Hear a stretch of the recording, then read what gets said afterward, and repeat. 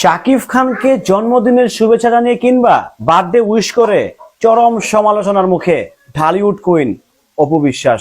শাকিব খানকে কেন Apu Biswas birthday wish করলেন, শাকিব খানকে কেন অপু বিশ্বাস জন্মদিনের শুভেচ্ছা জানালেন, এ নিয়ে অনেক অকিন্নি ফকিন্নিদের ঘুম হারাম, অনেক মারানির পুতদের ঘুম হারাম। কেন অপু বিশ্বাস শাকিব খানকে জানাবেন? শাকিব খানের সম্পর্ক তো নাই, শাকিব অপু সম্পর্ক তো ভেঙে চুরে ছাড় খার।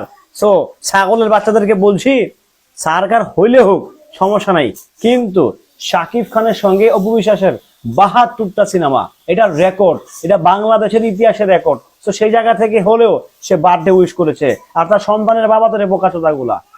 হ্যালো এভরিওয়ান, আসসালামু আলাইকুম। শিমুল আছি আপনাদের সঙ্গে। কালকে মেগাস্টার শাকিব খানের জন্মদিন গেছে, আপনারা সকলে জানেন, আমরা জানি, সকলে অবগত আছি। বাট অপু বিশ্বাস কেন শাকিব খানকে জন্মদিনের শুভেচ্ছা জানালেন, এ নিয়ে কিছু ছাগলদের ঘুম হারাম, এ নিয়ে কিছু ছাগলদের মাথা নষ্ট। কেন কেন ওয়াই? আচ্ছা, আমার প্রশ্ন হচ্ছে, অপু বিশ্বাস কি শাকিব খানকে বার্থডে উইশ করতে পারবে না?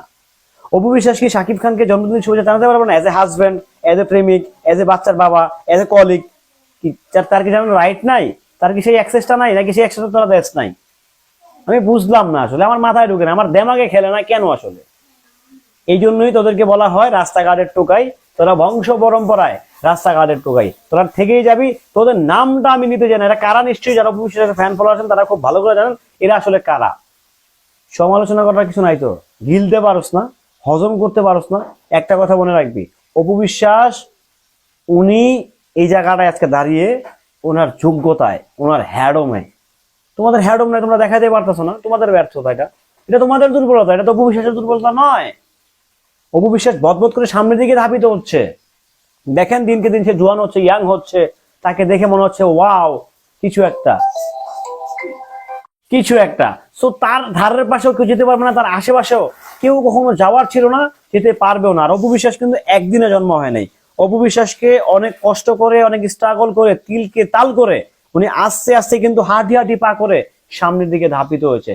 সো অপু বিশ্বাসকে নিয়ে কথা বলার আগে আমার যেটা মনে হয়, তোদের 101 বার চিন্তা করা উচিত। অপু বিশ্বাস কিন্তু যেন তেন নায়িকা নয়, তোদেরকে মনে রাখতে হবে। অপু বিশ্বাস কিন্তু যেন তেন নায়িকা নয়। সো অপু বিশ্বাসকে নিয়ে কথা বলার আগে, অপু বিশ্বাস নিয়ে ভাবার আগে, বলার আগে 101 বার ভাববি। অপু বিশ্বাস শাকিব খানকে বার্থডে উইশ করবো না, কারে করবো? তোর বাপের গিয়ে করবো? তোর মারে গিয়ে করবো? শুধু বলে যে আমার মুখ খারাপ, শিমুল ভাইয়ের মুখ খারাপ। শিমুলের মুখ খারাপ হবো না কেন? শিমুল তো উচিত কথা কয়, কারো বাস দেয় না, কারো গনে না, বাসের উত্তর রাখে। এটা তো শিমুলের সমস্যা, শিমুলের আলুর দোষ এটাই, ঠিক না? অপু বিশ্বাস কাকে উইশ করবে সেটা তার ব্যক্তিগত ব্যাপার।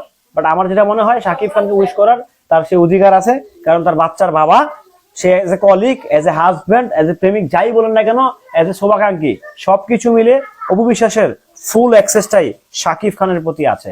সো আপনারা যারা ফাও নাচানাচি করতেছেন, ভাও গান গাচ্ছেন, কেন উইশ করতেছে? সো মাথায় রাখবেন, উইশ কেন করতেছে শাকিব খানের ক্যারিয়ারের পিছনে। আমি বারবার বলছি, এই যে আজকের শাকিব খান, তার পিছনে কিছুটা হলেও কন্ট্রিবিউশন অপু বিশ্বাসের আছে, মনে রাখবেন। নির্লজ্জের মতো গিললেন না খালি, ঠিক আছে? এই যে আজকে শাকিব খান হওয়ার পিছনে কিন্তু অপু বিশ্বাসের কিছুটা হলেও কন্ট্রিবিউশন আছে। অকৃতজ্ঞর মতো অস্বীকার করেন না। ভালো থাকবেন, সুস্থ থাকবেন।